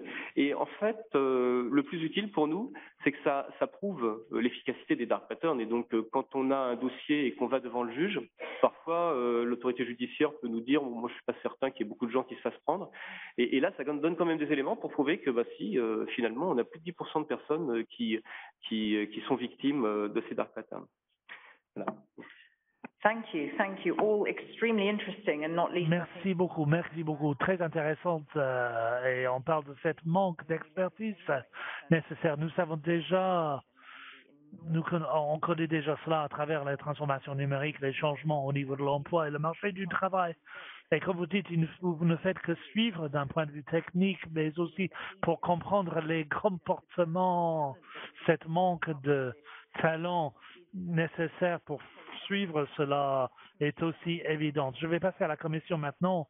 Je dois vous libérer. Je vais terminer plus tard que écart ou 20 heures. Blanca, bien sûr, nous avons des questions, mais pour revenir tout de suite, Blanca, je ne sais pas si vous pouvez tous et toutes voir les questions. Et ceux qui sont en ligne peuvent aussi répondre, mais c'est à vous maintenant, Blanca. Merci beaucoup, Catherine. Je vais commencer comme la dernière fois pour dire que les influenceurs, plus tard, nous travaillons dans cette vide juridique. Nous n'agissons pas, nous avons des outils, un cadre, parce que je réponds déjà à une question. Les pièges à utilisateurs sont des pratiques déloyales. Donc, nos règles sur les pratiques commerciales s'appliquent déjà. On peut les décrire parfois, de faire une diligence raisonnable par le commerçant pour détourner le consommateur ou même des pratiques agressives envers le consommateur. Nous avons aussi développé ces informations lancées l'année dernière sur les pièges pour expliquer comment les règles s'appliquent à ces pratiques, mais aussi expliquer et donner des exemples. Et ce qui est important aussi, c'est de dire que nous avons des pièges à utilisateurs que nous ne nommons pas comme tels, parce que cette terminologie est une terminologie nouvelle, mais cela est interdit de manière explicite dans notre directive. Par exemple, la création de revendications fausses. On a déjà vu un produit qui est presque en manque de stock pour pousser le consommateur à commander tout de suite. Et puis, une semaine plus tard, vous voyez que cela est toujours là, mais aussi des demandes en continu pour pousser le consommateur à faire quelque chose. Ce genre de cela est déjà interdit. Mais le problème avec les pièges à utilisateurs, c'est que ces pièges opèrent dans des zones floues. Pour comprendre ce qui peut être légal ou illicite comme technique de manipulation. Nous avons tous et toutes fait face à ces comportements et je participe à ces discussions et je réalise en tant que consommatrice que hier j'ai été assujettie à cette piège la dernière fois que j'ai passé commande en ligne. Donc, avoir plus de clarté là-dessus, nous entreprenons au niveau de la Commission une étude que nous appelons une étude sur les comportements pour identifier, faire une cartographie et lister les pièges, mais aussi voir leur prévalence sur les différents marchés, leur impact sur les consommateurs. Paul Emmanuel a dit qu'ils ont un impact même à un moment où il y aura peut-être des doutes, ils ont leur incidence sur la décision du consommateur d'acheter ou de ne pas acheter quelque chose, mais aussi les difficultés en termes de ces pratiques dans l'avenir parce qu'il s'agit d'un outil technologique qui change rapidement et ces pièges à utilisateurs deviennent de plus en plus intelligents. Donc, on entreprend cette étude. Les résultats seront partagés au mois d'avril. Donc, bientôt, certaines personnes ici sont sur ce panel et nous espérons que cela va nous aider à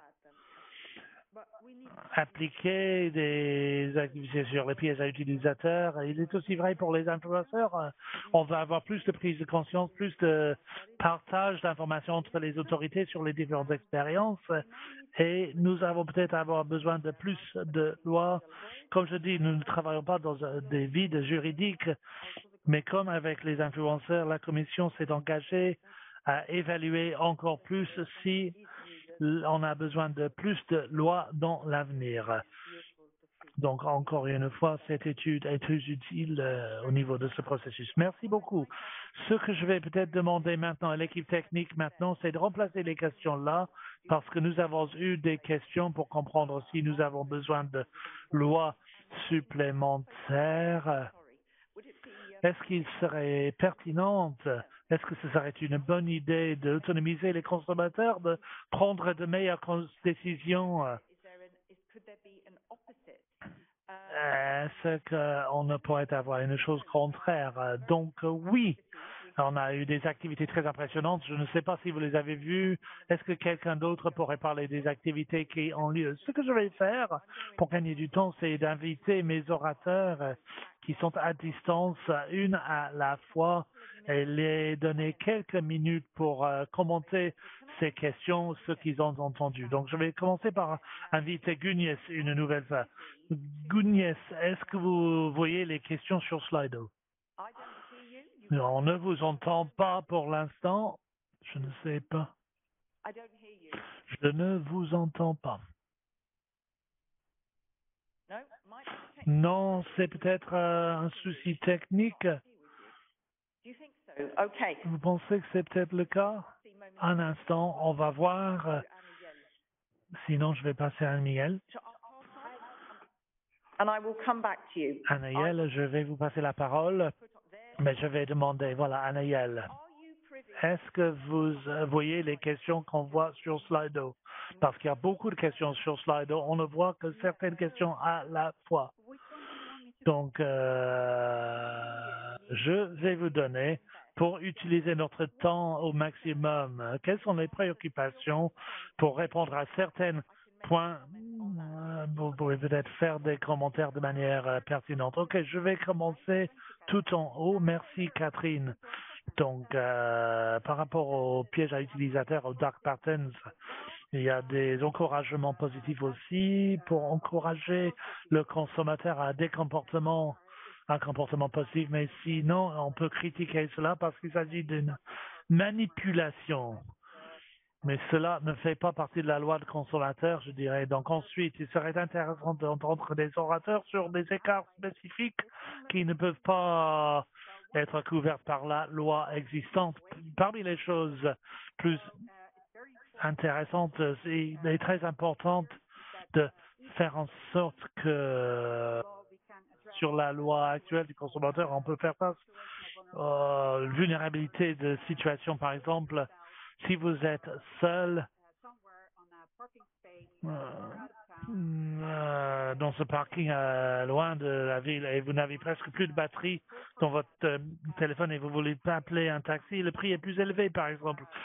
Cette situation de vulnérabilité ou à cause de l'analyse de données, ils savent que vous êtes pressé et donc le prix augmente. Donc, par exemple, vous êtes pressé d'acheter des tickets d'avion, par exemple. Donc, il y a deux questions. Est-ce que vous voulez que je réponde à d'autres questions? Si vous pourriez répondre à d'autres questions, oui, allez-y. Je pense qu'il est important. Oui, vous êtes expert. Donc, est-ce qu'il y a des actions à travers les frontières en termes de dark patterns? Moi, je dirais oui. Donc, cela est une chose, on considère cela à travers WhatsApp. Donc, WhatsApp, ce n'est pas, peut-être pas un exemple en ligne, mais c'est un exemple numérique. Vous pourriez décrire cela. WhatsApp vous demande, par exemple, d'accepter leurs termes, mais il n'y avait pas la possibilité de ne pas accepter. Il n'y avait pas de bouton. Non. Et ensuite, on vous a dit que vous alliez perdre une connexion avec votre réseau. Et cela est très probable de ne pas être le cas. Donc, il n'y a pas de jugement là. Mais j'aimerais souligner que cette action se poursuit. Donc, si on vous présente les termes, vous pouvez à ce moment-là soit les accepter ou cliquer sur la croix que nous connaissons toutes et tous à droite, en haut de votre écran. Cela n'est pas pour dire non, il s'agit de reporter cette question. Il s'agit de forme de message à répétition. Nous avons donc fait plus dans les années précédentes, par exemple, les contextes dans des App Store d'Apple et de Google où votre portefeuille numérique serait ouverte pendant une période de temps spécifique et pendant cette période, vous pouvez continuer à faire des paiements. Donc, par exemple, vous allez donner votre téléphone peut-être à un enfant pour jouer à un jeu et cet enfant ferait des achats avec cette portefeuille ouverte. Donc, de manière standard, cela devrait être fermé. Ok, je vais vous arrêter là. Non pas parce que vous n'êtes pas brillante, mais pour gagner du temps et pour donner la possibilité, je vais demander à Nicolas de revenir pour dire à l'homme à ma gauche, Paul-Emmanuel Piel, nous avons les questions. Est-ce que les efforts des autorités françaises devraient parler des bonnes pratiques en termes de résolution de problèmes? Bien sûr, c'est une chose qui a intéressé l'audience aujourd'hui, mais voilà. Nicolas, vous êtes de retour. Prenez quelques minutes. Je vais vous poser la même question. Est-ce que vous avez pu voir beaucoup des questions que vous avez vues sur Slido? Et il y a peut-être des questions auxquelles vous pouvez donner une réponse. Je vais vous donner la parole avant de passer à notre vote. Donc, Guinness, Caroline et ensuite vote. Ok, donc première question, est-ce qu'il y a le contraire des dark patterns? Oui, on a Cette terme maintenant de bright patterns, les modèles qui encouragent le consommateur à prendre des décisions dans son intérêt, faire en sorte que ce soit plus facile à prendre une bonne décision pour le consommateur, pour avoir de meilleurs résultats, pour permettre aux régulateurs, par exemple l'autorité de la concurrence au Royaume-Uni, a mis en place cette idée de justesse dans la conception qui fait en sorte que le choix soit axé sur le consommateur pour permettre une prise de décision plus facile. Et c'est de même pour cette suggestion de la part de l'Australie aussi. Pour revenir à une autre question, qu'est-ce que les consommateurs peuvent faire maintenant pour signaler toute pratique de cette sorte? Il y a différentes manières de faire face. Aux États-Unis, il y a un site web développé qui s'appelle Dark Patterns Tipline pour signaler et engendrer une prise de conscience sur les dark patterns. Ensuite, en Allemagne, il y a le projet de détection des dark patterns où on nous demande de signaler les dark patterns pour dire aux consommateurs de enlever les dark patterns des applis. Et aussi, il y a d'autres voies. Harry Brignall, qui est considéré comme l'inventeur de ce terme, a un site pour signaler les dark patterns, mais aussi sur Twitter, sur Reddit, pour signaler les différents dark patterns. Merci. Je sais que vous auriez voulu être plus vite, mais il y a beaucoup d'informations en ligne. Vous avez donné de bons exemples des États-Unis, l'Allemagne et différentes choses. Donc, si on fait des recherches en ligne, vous allez trouver ces possibilités pour signaler des dark patterns. Inès, est-ce qu'on veut vous entendre maintenant? Ensuite, je vais demander à Caroline de faire un résumé rapide. Donc, Inès, qu'est-ce que vous avez à rajouter par rapport à ce que vous avez lu? Est-ce que vous m'entendez maintenant? Oui, j'espère. Oui. OK. Donc, en termes des bright patterns, une chose que je peux citer, c'est de l'encouragement, le découragement. On a parlé de cela. Nous avons des encouragements pour l'énergie renouvelable, par exemple. Donc, est-ce que nous pouvons des manières de encourager de celles bright patterns, des blocs de construction pour intégrer ces modèles dans leur plateforme? Dollar, des choses qui viennent en tête. Cela est une question par rapport aux dark patterns, mais cela n'est plus là. Mais si je pourrais faire un commentaire là-dessus, il y a un article par mes co-auteurs qui parle de comprendre qu'est-ce qui fait en sorte que les dark patterns soient comme ça. Il s'agit tout d'abord de comprendre de quoi il s'agit des différents chercheurs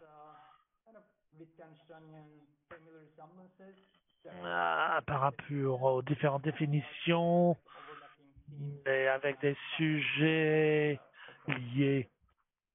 Merci.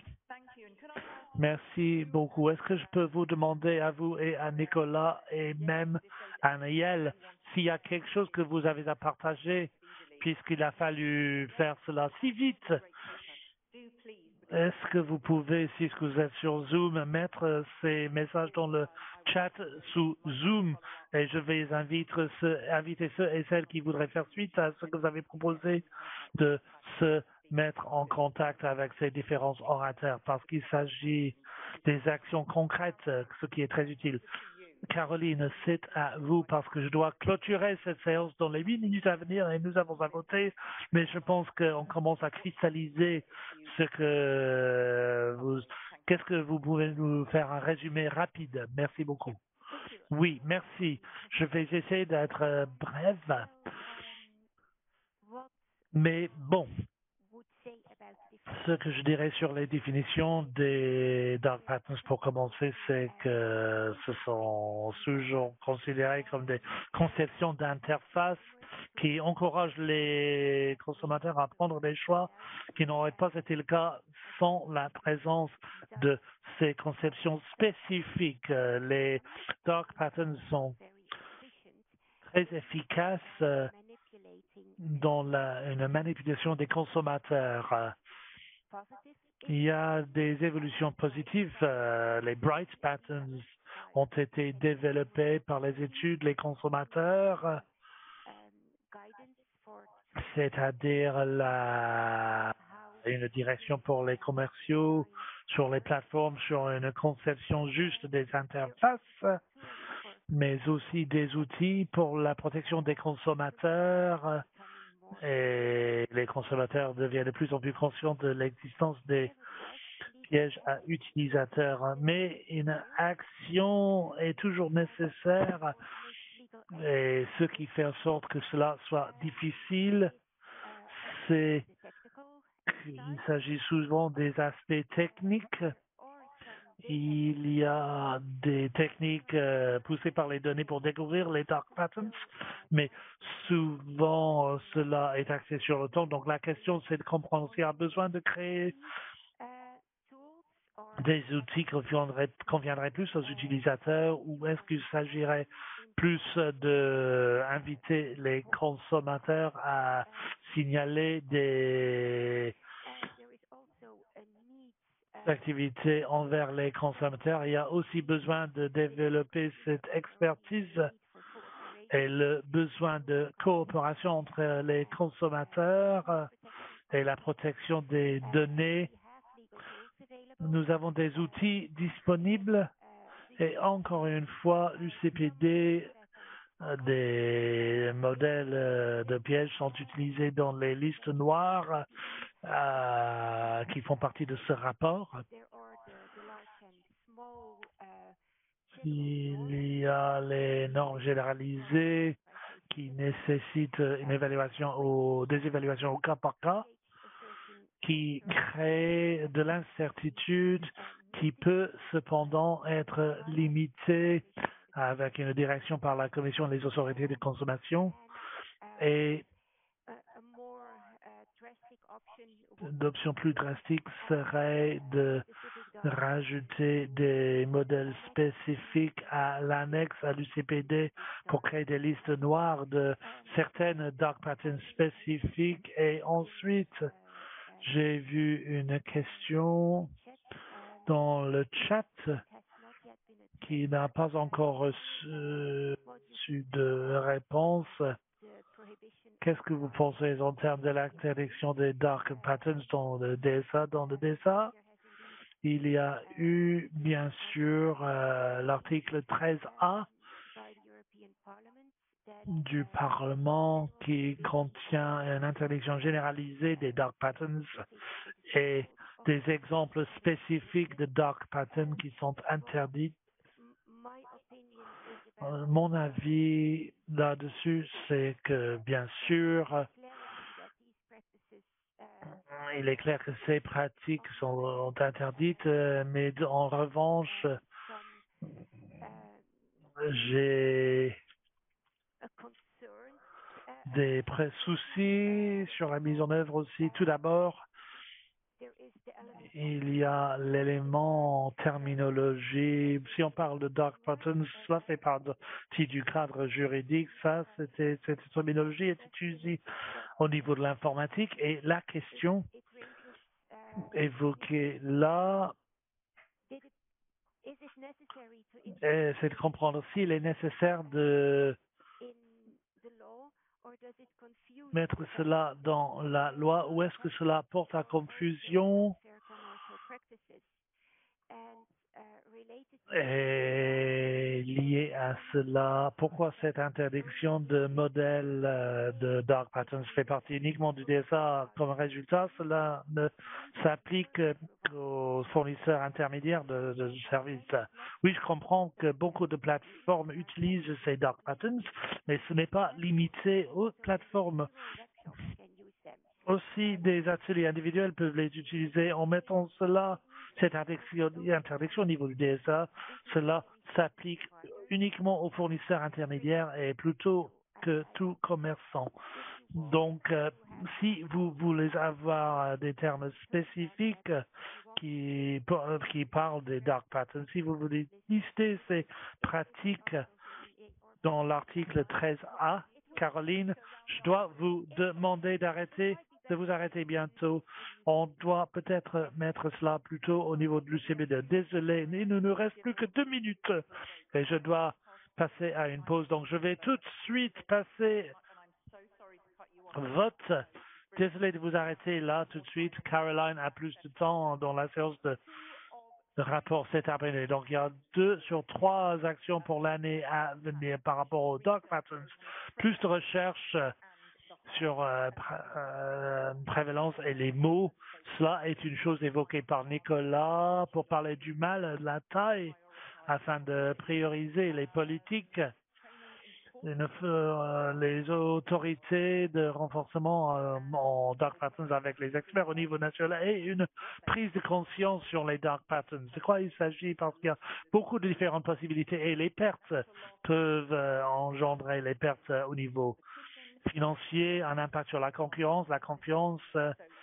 Donc, est-ce que nous avons besoin de faire plus de prise de conscience? Pour la science de conscience, en ce moment, je regardais l'autre écran.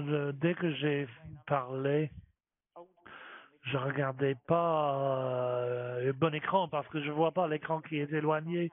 Donc, une formation des autorités est en tête, suivie par une recherche supplémentaire sur la prévalence et les mots de dark patterns. On comprend le besoin de plus de détails là-dessus. Donc, je pense que nous pouvons dire là que nous avons nos 2 premiers. Vous êtes d'accord, Blanca? OK. J'avais promis de m'arrêter à 13h30. Je ne peux que vous remercier sur les différents orateurs de cette séance et la deuxième partie de cette séance aussi sur merci Paul Emmanuel Peel qui nous a donné des exemples concrets qui étaient très appréciés par l'audience. D'accord, Reed Reedus et bien sûr Caroline Kaufman que nous allons voir dans la séance suivante où elle aura un travail à faire. Il faut manger maintenant les dîners maintenant. Je vous invite à revenir devant vos écrans à 14h30 où je vais démarrer les 2 dernières heures du sommet 2022. N'oubliez pas de tweeter sur ce sujet, cela est très important. N'oubliez pas de manger. On se revoit bientôt.